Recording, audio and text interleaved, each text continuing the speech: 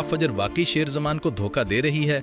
सज्जाद साहब के दबाव के बावजूद क्या वो अपने वादे पर कायम रह पाएगी या शेर के दुश्मन उसे ढूंढ निकालेंगे? फजर ने शेर को अजाइलम से आजाद तो करवा दिया, मगर ये बात अब तक समझ से बाहर है कि उसने उसी वक्त रिजाइन क्यों किया, जबकि ये चाहती तो अनजान बनकर उसी जगह काम कर सकती थी। लेकिन उसने उसी वक्त रिजाइन करके खुद अपने आप को इस अजाब में डाल दिया है। अब ये लोग ना सिर्फ बार बार पुलिस भेजकर उसका जीना दुश्वार करेंगे, बल्कि उसकी गाड़ी का पीछा करके भी आसानी से शेर जमान तक पहुंच सकते हैं। अब तक की कहानी में आपने देखा कि उधर पुलिस कुछ रकम लेने के बाद वक्ती तौर पर सज्जाद साहब के घर से चली जाती है।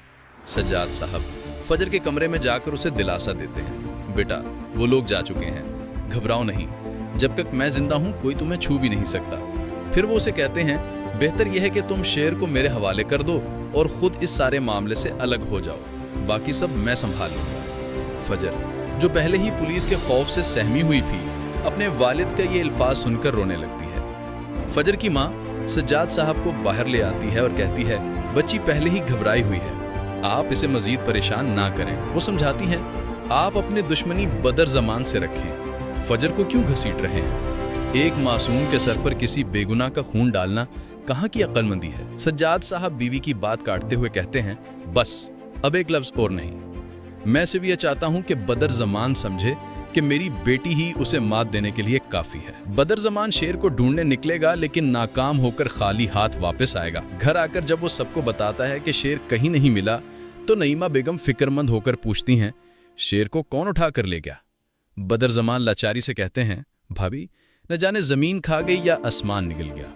तहमीना बेगम गुस्से से चीख उठती हैं, मुझे मेरा बेटा हर हालत में वापस चाहिए, जब तक वो वापस नहीं आता मैं हर एक पर शक करूंगी।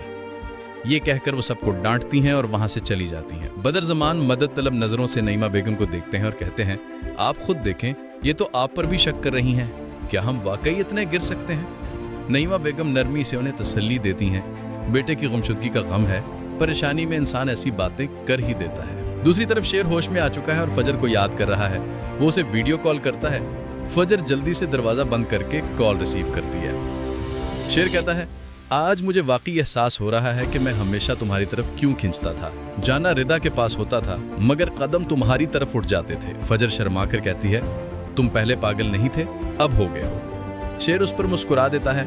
फजर कहती है, अपना ख्याल रखना, मेरा फोन कुछ दिन बंद रहेगा, वरना ये लोग तुम तक पहुंच जाएंगे। अगली सुबह रईसों के दबाव पर पुलिस दोबारा फजर को गिरफ्तार करने आती है। काका साहब पुलिस को देखकर तंजिया अंदाज में मुस्कुराते हैं, रात कैसे गुजरी? पैसे खत्म हो गए क्या? सुबह सुबह फिर चले आए? पुलिस वाले कहते हैं, हमारे बहुत प्रेशर है। सज्जाद साहब सामने आके ऐलान करते हैं, मैं अपनी बेटी की जमानत करवा चुका हूँ। अब फजर पूरी कोशिश करेगी कि सज्जाद साहब को इस बात की भनक ना लगे कि शेर आखिर कहाँ है, और जब तक शेर के दुश्मन इसका पता लगाएंगे, वो मुकम्मल तौर पर ठीक हो चुका होगा और एक दिन अचानक वो घर वापस आएगा।